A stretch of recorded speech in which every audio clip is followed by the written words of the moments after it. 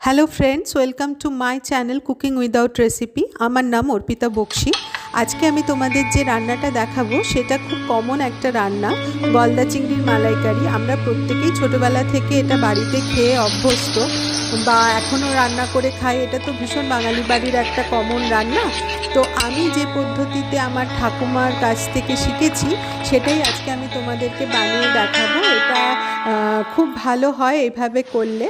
তো প্রথমেই চিংড়ি মাছগুলো দোকান থেকেই ভালো করে পরিষ্কার করে দিয়েছিল, তবে তারপরেও আমি কিছুটা পরিষ্কার করে নিলাম। যেমন পাগুলো আমি কেটে নিয়েছিলাম, এগুলো আমি ঝোলে দিই না। অনেকেই এটা খেতে ভালোবাসো, যারা খেতে ভালোবাসো তারা অবশ্যই এটা নিয়ে নেবে, কিন্তু আমি এগুলো ফেলে দিয়েছিলাম। আর যেটা করেছিলাম, এটাতে একটা করে কাঠি দিয়ে দিয়েছিলাম যাতে করে এটা সোজা থাকে। নর্মালি আমরা যেটা ঘরোয়া রান্না করি সেটাতে আমরা ওই কাঠিটা দিই না, তার কারণ হলো ওরকম একটু মুড়ে গেলেও কোনো ক্ষতি হয় না। কিন্তু যদি দেখতে ভালো করতে চাও তাহলে ওই জাস্ট একটা কাঠি, বড় বড় কাঠিগুলো তো কিনতেই পাওয়া যায়, ওইগুলো আমি দিয়ে দিয়েছিলাম। চিংড়ি মাছ যেহেতু খুব ময়লা একটা ব্যাপার থাকে, তো এটাকে পরিষ্কার করার একটা ভালো পদ্ধতি তোমাদেরকে বলে দিই। নুন জলে বেশ খানিকক্ষণ এটাকে ভিজিয়ে রাখলে এটার ভেতর থেকে ওই পায়ের কাছে যে শ্যাওলা জাতীয় জিনিসগুলো বা মাথার কাছে যে নোংরাগুলো থাকে সেগুলো সমস্তটাই বেরিয়ে আসে, একদম ক্লিন হয়ে যায়। তারপরে তোমরা একটু হাত দিয়ে ঘষে দিলেই ওটা খুব ভালো করে পরিষ্কার হয়ে যায়। চিংড়ি মাছগুলো রেডি হয়ে যাবার পরে আমি নুন, হলুদ আর লঙ্কা গুঁড়ো মাখিয়ে মিনিট 15 ম্যারিনেট করে রেখে দেবো। কিছুক্ষণ ম্যারিনেট করে রাখলে কি হয়, এই নরম মাছ তো চিংড়ি মাছটা, ওটার ভিতরে নুনটা না খুব সুন্দরভাবে ঢুকে যায়, তো মাছটার একটা আলাদাই স্বাদ হয় খেতে। তো এইভাবে আমি হালকা করে মাছটা ভেজে নিয়েছিলাম। তারপরেতে একটা মশলা তৈরি করব। এই 1.5 চামচ মতো কালো সর্ষে, তার সাথে 1 চামচ সাদা সর্ষে, ওই চামচেরই 2.5 চামচ মতো পোস্ত দিয়ে দিয়েছিলাম। তার সাথে নুন আর কাঁচা লঙ্কা দিয়ে মশলাটা বেটে নিয়েছিলাম। যেহেতু মাছের পরিমাণ খুব অল্প, সেহেতু এইটুকু মশলাই যথেষ্ট।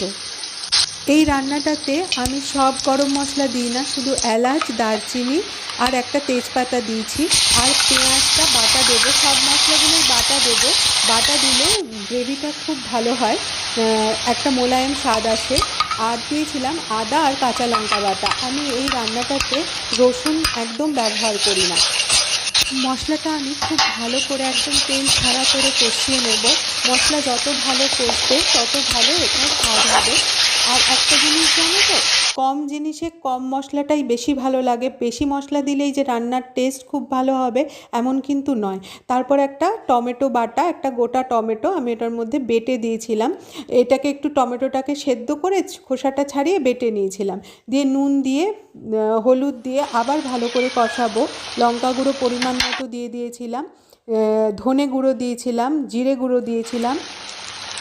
এই রান্নাটা মোটামুটি সব বাঙালি বাড়িতেই যেহেতু করতে জানে, সেহেতু আমি খুব ডিটেলে ভিডিওটা দেখাচ্ছি না। আমি যেটুকুনি আমি নিজে কিছু চেঞ্জেস আনি রান্নাটাতে, সেইভাবেই আমি তোমাদেরকে দেখাতে চাইছি। দেখো মশলাটা কষে একদম তেল ছেড়ে দিয়েছে। এবার এটাতে আমি সর্ষে পোস্ত বাটাটা দিয়ে দেব, দিয়ে খুব ভালো করে কষাবো। তার আগে দিয়ে দেব হচ্ছে একটুখানি নারকোল বাটা। আমি অর্ধেকটা নারকোল পুরো রান্নাটাতে ব্যবহার করেছি। অর্ধেকটা নারকোলের অর্ধেকটা দিয়ে আমি নারকোল বাটা করেছি, আর অর্ধেকটা দিয়ে নারকোলের দুধটা বার করে নিয়েছিলাম। তো এটা খুব ভালো করে কষিয়ে একটু চিনি দিয়েছিলাম, কারণ নারকোলটা খুব বেশি মিষ্টি ছিল না, সেই পরিমাণ অনুযায়ী তোমরা চিনিটা ইউজ করবে। আর দিয়েছিলাম এই দুধের সাথে 2 চামচ মতো আমি গুঁড়ো দুধ মিশিয়ে নিয়েছিলাম। এটাতে আগে গরুর দুধ মেশানো হতো, তো আমার মনে হয়েছিল যে গুঁড়ো দুধ মেশালে এটা স্বাদটা আরও ভালো হয়। আমি 2 চামচ দিয়েছিলাম, দেখানো হয়েছে 1 চামচ, তোমরা একটু ত্রুটি মার্জনা করো। তো খুব ভালো করে মিশিয়ে নিয়ে আমি এবারে এটাতে পরিমাণ মতো নুন দিয়ে মাছগুলো এবার ওটার মধ্যে ছেড়ে দেবো।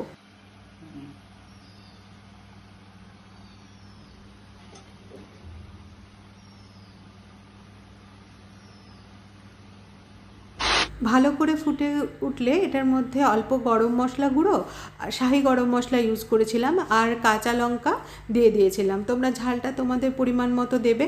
আর অবশ্যই এটাতে ধনেপাতা একদম দেবে না, কেন কোনো ভালো রেস্টুরেন্টেও যদি মালাইকারি খাও দেখবে ধনেপাতা দেয় না, ধনেপাতার গন্ধটা এটাতে যায় না।